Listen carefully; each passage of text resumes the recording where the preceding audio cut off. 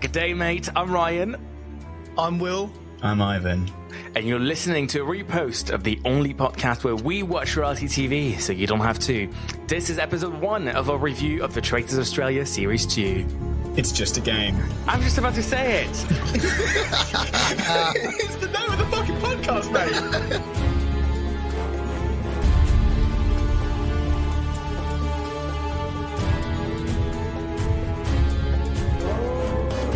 Hello and welcome. No, it's too late now. They've already turned I'm off. saying it. They've turned off. They're done. Hello and welcome to replay of episode 15 of It's Just a Game, the podcast where we watch reality TV so you don't have to. Every week we look at the winning strategies, the most iconic moments, and the best drama. And this week we're here to reshare our views on what has been a pretty insane series 2 of the Australian version of the Traitors. Now, this episode, I think, is just a bit of an opportunity for people who haven't yet seen the Australian series and are just now catching up on BBC iPlayer if you're in the UK, or rewatching it and just want to hear our opinions twice because they're that good. If that's you, then we're here to re-deliver our insights on the show. And of course, we'll have very soon brand new episodes on the Traitors US. But for now, this is a replay episode where I'm joined by my funny friends who've been there, done that, and got the T-shirt. Hello, Wilf. How are you? Hello, I'm good. I'm really excited about people listening to how good my mic is and then listen to the replay of the episode and know how crap it is when we filmed it. So yeah. Wilf has invested in a microphone since we originally recorded these episodes. The man who hasn't changed his microphone, though, is Ivan. Hello, Ivan. How are you? Listen, my microphone's really good on every other bit of recording I do, but why do you edit this podcast to make it sound so terrible, Ryan? What do you have against me? So I actually get the podcast exported on like tapes, like these old cinema tapes, and then I cut it out with actual scissors. It feels just more authentic. It's the Christopher Nolan school of podcasting. You can literally hear every breath I make, and it sounds like I'm so intense. Like, and anyway, the thing about I have to say, oh my god, what am I drinking? It's awful. Anyway, it may be it's to do with the bottle of oxygen you've got behind you that you're regularly taking sips from. Well, it's a problem when I live on the moon, but I have to do something about that. Well, look, now, be warned. We are entering a spoiler zone. So if you haven't seen episodes 1 to 3 of the Traitors Australia Series 2, then stay away and come back when you're done. If you have seen them, you're in the right place to hear more about the first 3 episodes. We're going to discuss unhinged moves from the Traitors, faithful infighting, and of course, Daddy Rodger. Welcome, and if you're a keen listener, welcome back to episode 15 of It's Just a Game. And I'm going to start with our favorite generic questions. I'm going to ask you guys, favorite player, least favorite players, obviously quite some strong personalities in Australian reality TV. So what do we think, Wilf? Oh, what? So my favorite person is... You can't steal mine. Haven't said yours yet. You can say what he wants. Do you know what? Can we go to Ivan to begin with? God, yeah, sure. I'm going to say Annabelle. So... You prick. No, that's my idea, not anyone else's. That was mine. No. Look, it's okay. They've angled her really well as a protagonist, which makes me worried she's going to go home quite soon because you know how this works, right? But she's excellent. She's funny. She's very self-aware. She knows the show. I think she listens to the podcast. So hi. I'm also, by the way, going to say everything I say on this episode, understanding that people may be listening who were on the show. I think that she has the right level of playfulness and knowing she's on TV versus wanting to do well in the game. But she's not losing her character and her energy and her funness because she's trying so hard to win. And that might really stand in her favour because fuck if I know how you win this game.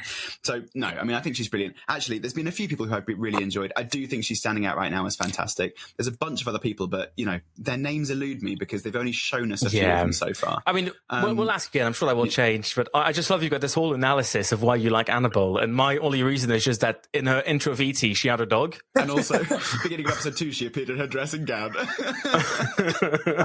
Will, how about you? So I'm going to say Blake. I really like Blake. I think he's going to have the same moral battles that I had. Yeah. I think he's genuinely a really nice person. And I think as it goes on longer, you have to make decisions when you've made real bonds with people and you hear about their stories and you hear about their lives. And I think he's going to have that battle. but that gives me sympathy for him because I know it's going to come up at some point, and I know he's going to have to choose between the other two traitors because we've already seen, we'll discuss it later, that the girls there's going to be a bombshell there. So he's already dealing with a predicament because somebody's just being a little bit crafty. Yeah. But he's my favourite at the moment. Stay out of that little fight between Ash and Sam, and we'll get to that, of course. Also, a big shout out for Simone, who's a professional wrestler. That means I'm a massive fan of her. Oh, okay. I went under the literally just written once on the side where they put their names. I was like, hello, excuse me. But I haven't seen her be real yet. I want to see, I haven't seen her, introduce herself, but I want to see her suplexing people. You know what I mean? I'm a professional wrestler. Just fully chokeslam Mike, take him out of the game, straight to the floor. She's going to start slamming Rodger around. Tell me who the traitors are. Oh, I hope so. That'd be hot. Nah. Okay, calm down now. No, but if I can't say Annabelle, I'm just going to say somebody that I feel really sorry for, Angelica, because Angelica is the lawyer in the room. Her leaving early is good for me because it means I'm still the longest surviving lawyer in the Traitors, in the Traitors multiverse. Will you get a national television reality award for that? I hope so. No, but also I feel really sorry for her because yesterday I was watching the episode in bed, just having a great time, and I see her and I see she's a lawyer, and I'm like, oh, hey, I message her on Instagram, hey, you're a lawyer. Oh, I hope you do really well. And 10 minutes later, she gets murdered. And I was like, oh my God, I'm so sorry. I took it back. But it's just really awkward. So I love her. I hope she goes far. There's no game master or children's author, so I just messaged the hipster instead, Blake. Hey, you're a hipster, cool. Now let's talk about something a bit more controversial, really. Who's your least favourite? I think there's some strong and slightly grating, I'll say, personalities, at least in the edit. And look, we always say it's just a game. We remember we're looking at an edited version of a game. We know that people's personalities aren't necessarily what we see on TV, but some people have been grating me, and we need to talk about that. Have you got anyone you're just really not vibing with that you just look forward to seeing murdered or banished? For me, right, I think that the polished thing about the Traitors, the best thing about all the seasons that I've watched, from the American version, the Dutch version, to the first season of the Australian version to our version, it was like people just wanted to play the game. And sometimes it really hurts me when you watch reality shows when people go on there and they're really hungry for fame.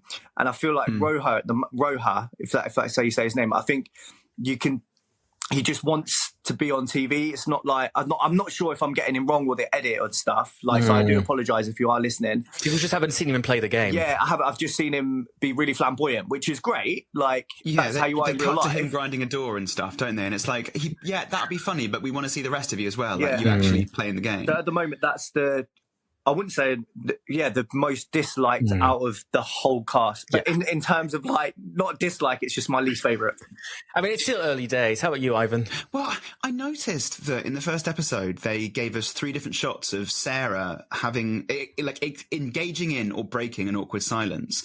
And I immediately felt like I knew what they were trying to do, right? They were trying to make it feel awkward when Sarah was on the camera. Like the first thing we saw was them all sitting in the car, not talking. And it was like, okay, I'm breaking the silence. And I 100% know that there was somebody, maybe the driver of the car, being like, all right, can we have a bit of silence, please, until you feel it's the right time to speak? Because they must have known what that would do is make an awkward silence and then somebody would break it. So and then there was 2 or 3 more in that first episode of that being an awkward silence with Sarah in shot. And I just felt like, oh, you're trying to make me hate this person. And actually, I think she was interesting. She got involved in shaking up the thing between the guy with the very square beard and the guy whose name is Pedus. Pedus. And he she got involved with that, so they were giving us reasons to dislike her, and for that reason I tried very hard not to. And I think she's probably actually quite an intelligent person. She can clearly read people. I guess what I'm trying to say is, to answer your question, I think we're supposed to not like Sarah. Okay. Nevertheless, I think I like her, and my actual answer is that I disapprove of the way Sam's playing the game. Therefore, right now, I can enjoy not liking Sam because I think he did the Will thing, turning on a traitor to become a traitor hunter. But it's not as clever as he thinks, because nowadays we know that most traitors are got rid of by other traitors. If anything, that's a massive iodine marker right there. Just like, and we'll talk about a strategy in a second. Yeah, we'll talk about that because I've got a lot to say about Sam. Yeah, I think we've all got opinions about Sam. So look, I was gonna go for Sam, but instead I'll just go for Luke. Like, please, I want him to stay in the game for as long as possible because this man is a menace. Luke. But he's moving mad. He is moving the maddest. He is moving mad. Ryan, I'm 34 years old. Look, I love him for that, but like, oh my god, like, rest. I like him. Like, take a second. What is it with Ryan and like comparing himself to Dangerous? He's like, I'm a shark, mate. I'm a bloodhound. I'm a hunter. I'm a killer. I'm a murderer. This is like, okay, I get it. But he goes, I can taste blood in water or something like that. And I was like, what? I've never even heard of that. And also, there's someone who was eaten by a shark on the show. Just calm it down a bit.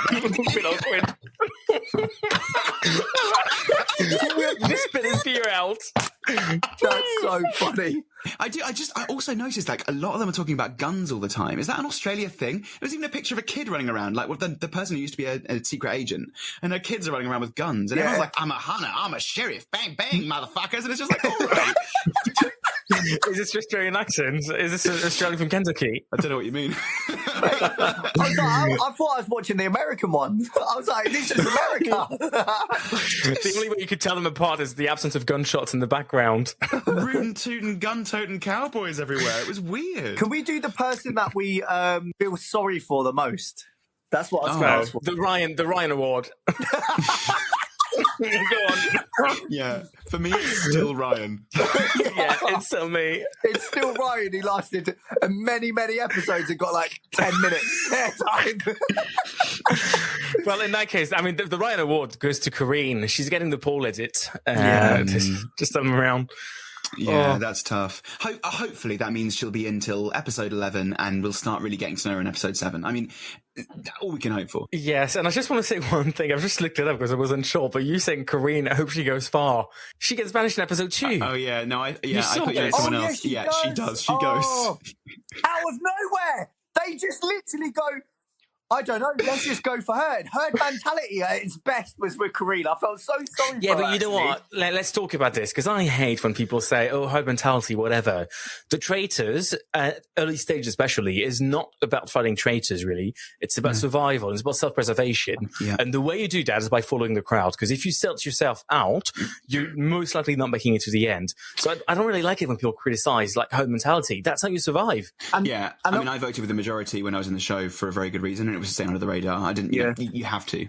And I think the best way to defend yourself at the beginning, saying this, because we're talking about early stages of the Traitors, is to do what Payden done. You know, when Payden, like when he, you know, like he was so like, oh my god, I'm not, like, and you could just tell he's not, and then everyone's like, yeah, he's not a traitor. Like you could just tell because he was desperate not to go.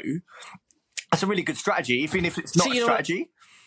I'm not sure I agree. I've been thinking about it, and I actually feel like in the Traitors generally, when you're being attacked, the best response is offense. If you stop talking, if you defend yourself, people will really be convinced. If you attack, if you blame somebody else, you've got more of a chance, in my opinion. Yeah, that's what Tom did with Ivan. Elias's response to being accused was to just look like he wanted to cry or burst. The Ryan response, yes. He just kind of strutted around the house looking like he was. Mate, can I just say I really liked him. I don't know what you guys think, but you know when he strutted out the hotel wearing his pink shorts, his pink shirt, and his pink socks with weed leaves on them. I was like, yes, bro. Like, I love that. Shirt tucked into his pants. Oh my god, he was so cool. He was so like the preening in the mirror was ridiculous, but he was cool. And he was nice, man. Yeah, and honestly, they're a good bunch. But now I want to talk about early strategies, not as a faithful, but as a traitor, because they've been interesting. First episode, they really weren't doing much because the faithful were doing a great job of just shooting at each other for no particular reason, just getting into unnecessary conflict. But the second episode, we get a madman, Sam, just moving extra mad. Oh my god! Like he's just. Like, I knew this man was unhinged when he got the tap on the shoulder and started doing finger guns with his hands. And I was like, yeah, this man needs, like, this man's in treatment, honestly. But, like, he's 2 episodes in. Like, actually, the body's not even called, like, 1.5 episodes in. And he starts turning on another traitor, backstabbing her. Which is ridiculous, because we see in the preview of episode 3, it's just going to end up in 2 traitors going at each other and just self-destructing. Like, what's happening? So my opinion on that is, I'm not going to say I don't, like, for me, it was weird. Like, I'm going to take it back to our series, right? For me, there was never a strategy to get rid of traitors for me. It was Alyssa or me were the most people that were going to get, like, the people that were going to get most votes. So it was like, okay, it came out to 1 vote. Yeah, I had to turn on her because it was me or her. With Amanda, it was pure paranoia of the whole thing, and then her name got mentioned in a little group, and I had to just go with it. But in terms of, like, this guy's gone in, and first of all, and I'm sure Ivan, as a strategic player, would agree with me, he's done it way too early. There's too many people to try and turn. You have to turn at least 7 people to get this person to get that person out, and it's just you're putting yourself in such a risk. Like, for me, Alyssa was a risk anyway, but I didn't. It was episode 6, so it was there was far less people, and I think. Like, I like his strategy, and the thing is, imagine we did that in the UK. I'd be the most hated person. I was hated even though I had my own thing. People hated me just because I voted for another traitor.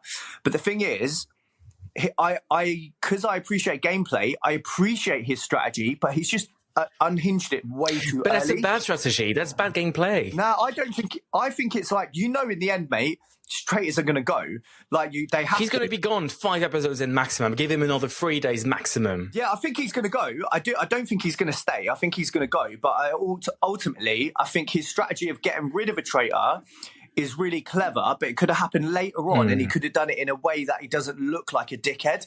Ivan, king of strategy. If you do it well, you do it well. I think it's too early in 2 senses. I think it's too early in the day as well, right? So he starts the day by trying to campaign against Ash. And just for those of you who are, listening to us instead of watching it like we tell you can do, he spends the entire day trying to get numbers to get people to vote for Ash. But the thing is, it is going to get traced back to him. Already, by the end of the day, Ash hears that it was him. And we know from the preview from episode 3 that this comes to blows. Now, you've got to be super confident. And I was talking to you about this, maybe not on a podcast, but just like, in a conversation. You've got to have real balls of steel to know that when you make that turn, they're not there that night to confront you in the Traitors Tower. If you make the attack and they don't go home, then you've started a war and it all falls apart. There's no way he survives another 3 episodes. I completely agree with you guys. But I think actually the mistake he made was starting too early in the day. Yeah. If you want to get rid of a traitor and be known as a traitor hunter, wait until her name is mentioned by someone else, or even wait until someone brings her up at the round table when you can't have that kind of like, let's all just figure it out and get numbers. You're right. He was campaigning for, how many were there at that point? 18, 17?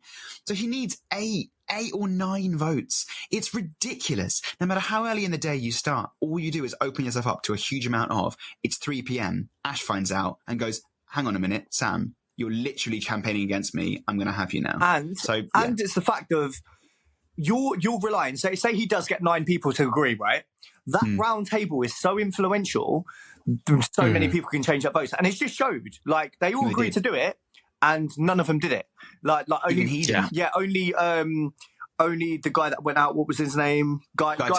Yeah, Guy did it. Guyton, yeah. It's a funny thing. We'll see if it pays off. I mean, the maybe I've already said this before, but the irony of the whole thing is he's trying to achieve a level of notoriety in terms of catching traitors, which all it's going to do is draw more attention to him. So the thing he's going for, I wouldn't even want in his position. I don't want to be a traitor hunter. Everyone's seen the UK show and knows what you did, Will, or they've seen the American show and knows what Siri did. You shouldn't want to be a traitor hunter, because in every single series I've seen, it's the traitors who get out the traitors. And I was just thinking that one of the lines that he said that really, for me, if I was a faithful, would have made me go, this guy's a traitor, is he goes, if she's not a traitor, put me on the stand next. Yes, he said, put me on the chopping block if I'm wrong. Yeah. I noted this down because I was like, oh my God, this is such a stupid red flag. Because this level of confidence, like, it's just, like, all of that is just so ridiculous. Yeah, well, Tom did that and he went the next day. So there we go. The thing is, it's just dangerous. But even then, you're asking, why are you so confident? You haven't really given me any reasons. Yeah. You're just sort of saying, And I feel sorry. You're so right. There must be a traitor turning against another traitor. You must be a traitor. Say good night. And I feel sorry for Jack Blake. That I'm calling him Jack Blake because he looks like Jack Black. He reminds me of Jack Black, but I feel sorry for him. Like we were sort of saying earlier, he's going to come to a point where they're both going to approach him.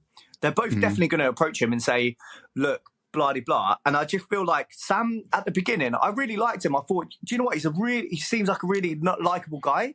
And then he just all of a sudden switched into this like, and I don't know if it's the editing as well that probably has made us have this view switch, but he's like, yeah, I'm going to kill her. I'm going to banish her. I'm going to do this and I'm going to be the traitor. And it was just like such a personality switch so early on that you know what? I don't actually think it's personally switched that much, because there's one thing I noticed really early on, and we've always said this on this podcast. It is such a mistake. This is a difficult game to do. Being a traitor is difficult. You do not need to come in with extra lies. But no, early on, he just pretends to be a farmer boy. He's a marketing guy, but he's like, yeah, I work from a farm. He also goes for like a really difficult lie to sell, something quite far-fetched compared to what he does, like pretending he's raising chickens and all that stuff. That is so dangerous, and that's also going to backfire, because eventually he's going to slip up. Who'd lie about his job, Rayan, huh? No, I could never do that. Like, I walk into a room and I immediately tell everyone, hey guys, I'm a lawyer. That's how you recognize a lawyer, actually. Yeah, you didn't do that in the show though, did you? Yep, let's not bring that one up. No, but look, that's why I know it's a bad strategy, because I did it in the show. And the only reason I did it was to catch the attention of the producers so they make me a traitor, really.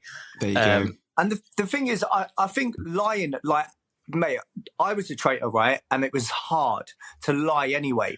So if you go in there thinking you're going to lie about stuff, you're already hindering your position as a traitor, because you've got multiple lies to deal with. I didn't go in there. I remember Maddie actually saying, I don't think he's got kids and all this, because I was completely transparent about my life, about my kids, my missus, all of this stuff. Because I was like, because I don't have to slip up. Then I won't slip up then. Because if you slip up, do you remember the one line that people say? Because don't forget, in this game, if you lie about anything, so, for instance, like the whole situation with Sarah was, as soon as like people thought she's lied once, their whole banishment excuse is to say, we don't know, like traitors are lying. So if anybody lies, that's why we're going to go after you, because you've just shown you've lied. Do you know what I mean? It becomes a reason for them to actually be able to. So what's the point in lying at all? It's like, because people will question you. You'll remember that whole moment in the UK version when we just started sitting down at a round table questioning Aaron to check whether he was actually an estate agent.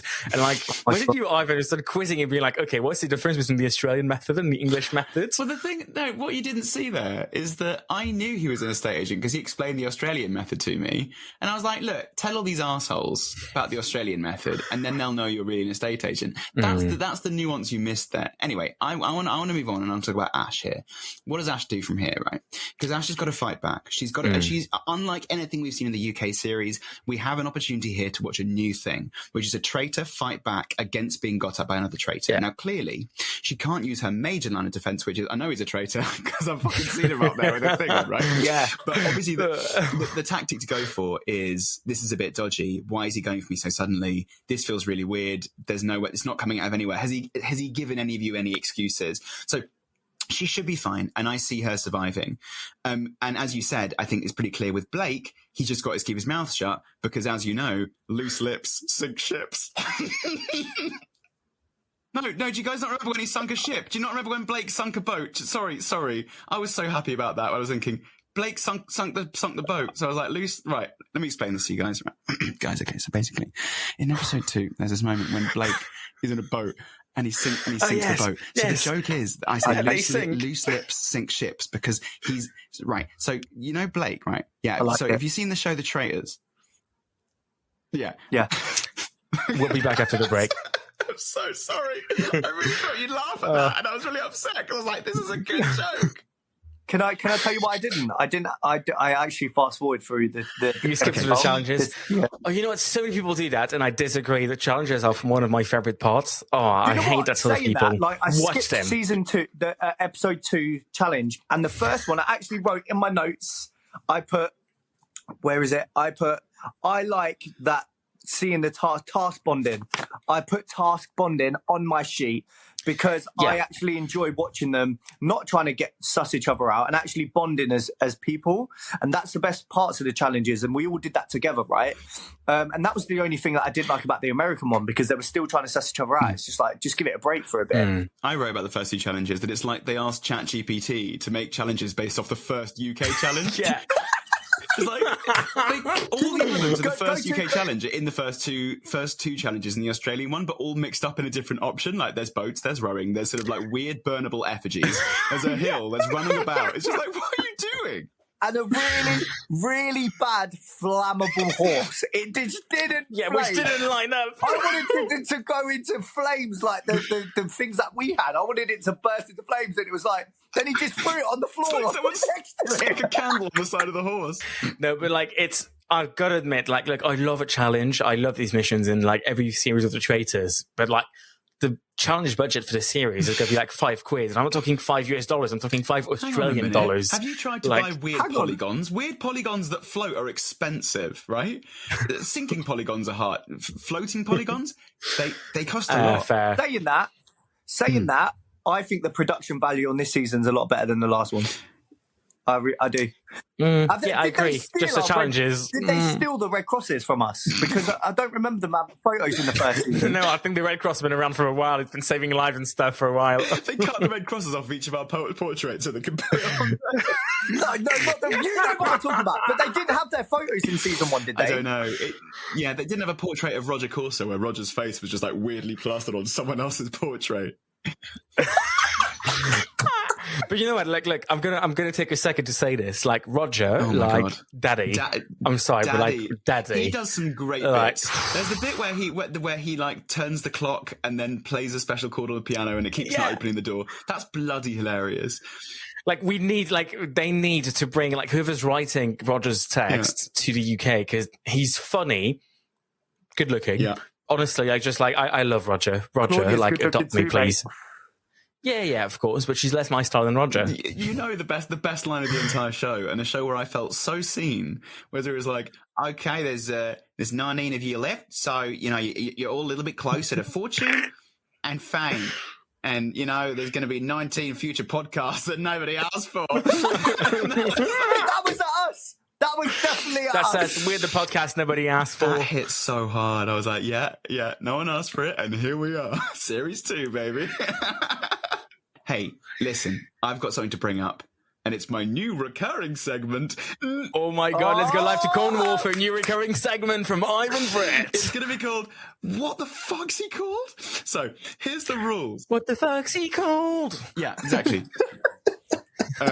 Here's the rules. We're going to, first of all, can you all make sure that your screen does not have any notes, any names, any pictures, any reminders of the people? Put it away. Oh no. I'm putting my sheet away with all their faces on. Sheet away. Ivan, you know I'm doing with faces. I didn't even remember your name for the first 3 days. That's fine. You still don't know my name. They're all like, we're voting for Ivan. And he goes, which one's that? Which one's that? And you're like herd mentality. You're like, yeah. I'll just put his name down. Don't know who he is. To be fair, one time I actually did try to message Ivan and accidentally texted Imran instead. So,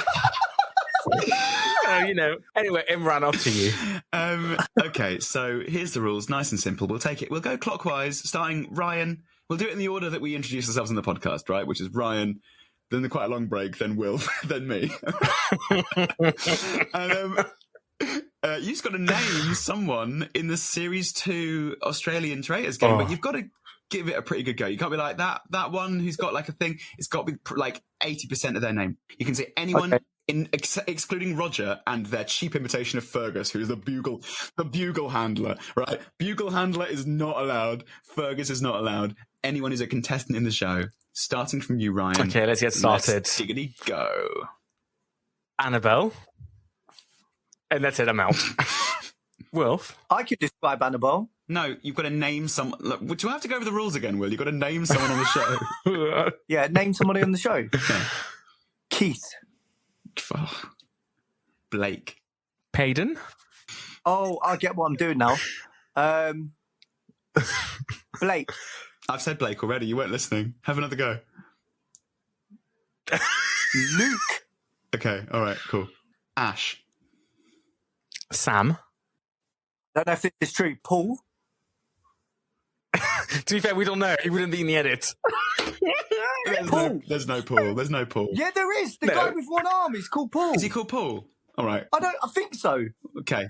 We'll check. Right. We'll check in a minute. I'm gonna go with Sarah. Kareen. Wilf, you are the weakest link. Goodbye. Will's out. Okay. Pressure's on here. Roha. Oh, I'm gonna go Angelica. I don't know anyone else in the show. Will, who did we miss? You forgot. Right, I'll tell you who you missed. You missed Rayan. Gloria. Yeah, I didn't know there was someone Who's called Gloria that? in it. Ian. No, there's no one called Ian in it. There is someone called Ian. No, there's no one called Ian on the show. No, she actually is. No, he's not called Ian. Ryan, you've won the recurring segment. Congratulations. Oh, I look forward to it recurring then. But are you guys enjoying the first 2 episodes? Like, did you think they were good? Honestly, it's in a way, it's good to be back. It's good to see the Traitors season start again. Every summer, the Traitor comes back. And now we're after a few months of treachery, and it's just going to be brilliant. I really enjoyed episode 2. Episode 1 was really good too, but it was a bit too long. But then I understand. You could have said the scene, yeah. They've got so much to do. Like, they've got to meet each other. They've got to do it like the round table, like to pick in the traitors, all that sort of stuff. So I don't understand that. But I'm really enjoying it. I genuinely think it's like even Australian version season 1 was outstanding. I really, really enjoyed it. So hopefully it can live up to that. Yeah, no, it's definitely shaping up to be a really good season. I was enjoying it. It was funny. I was watching it. My partner came over and said, how does this feel to be watching a new series of The Traitors? Like, are you feeling all weird and butterfly? I was like, I feel nothing. And I'm enjoying it, second series, but I think because I play a lot of social deduction games and I run a lot of social deduction games, it doesn't feel any different. Oh, see, it still feels so weird for me. And for me, it's all right because I don't feel like it's a mirror image carbon copy. Like the production company is different, so the clothes are different, the masks. I feel like the whole vibe's very different to the UK one. So when I watch the Australian one, I can fully immerse myself and enjoy it. Like the American one, it was very samey. And I think when season 2 comes out of the UK one, I think I'll get butterflies and weird feelings because we were there, but we weren't technically at this hotel where they're staying. But like, imagine when we see them sitting at the tables where we were, like that's going to bring back so many memories. And I'm so jealous because I'd love to be with you guys again. Well, look, we'll have a viewing party. Now, Ivan, to round it off, if you'll allow me, can I start a new recurring segment? Oh, mate, be my guest. Give me okay, well, welcome to my new recurring segment. Who's going to win? I just want to ask you right now today, and we'll be able to chat about it in a few episodes' time when we watch the final. But tell me, just give me one name, no explanation, no context, just a name. Who's going to win? Wilf. A group of faithfuls are going to win, and I can tell you. I need a name. Ian. Ivan. Simone. Blake. Fascinating. I know. Well, I don't think the Traitors will win this. I don't. I think there's too much disruption at the beginning. I feel like it's. Yeah. But I think if Blake can stay out of it, I think he's got a chance to actually fly under the radar for quite a while. Yeah, I really like him. I thought I was, from watching the trailer, I thought I wasn't going to like him. They had that thing of him like shaking his head wildly. I was like, oh, is he going to be too crazy? He's bang on. He is bang on. He's brilliant. His acting's really bad though. His acting is over. As Tom would say, there's something called overproving, and Ivan overproves. Like he does overprove though. Like. You see him at the table. I can't believe he's gone home, mate. He goes at one point, he goes, I really thought I was going. I really did. I was convinced it was me. Should have gone to the Wilfred Webster School of Acting. Oh, mate, I can do a Scouse accent. We should do a Scouser version of the Traitors. That'll be the best. That's fuck off, mate. That'd It's be not funny. me, lad. It's not me you're talking to, lad. Don't do that. And on that note, look, we'll be back next week for another debrief of a few more episodes of the Traitors Australia. We'll find out if our favourites have made it so far. But until then, my name is Rayan. You can follow me on Instagram at Annabelle's Dog. You can follow me on Instagram at I love the Australian Traitors more than the UK one because I wasn't one in it. And my name's Ivan, and you can follow me because you can hear the sound of my dog's leg clicking as she walks down the road. So just listen out for that. And from all of us here, it's see you very soon, and goodbye. Bye. Thank you, driver. Why did you just add this at the end of every episode?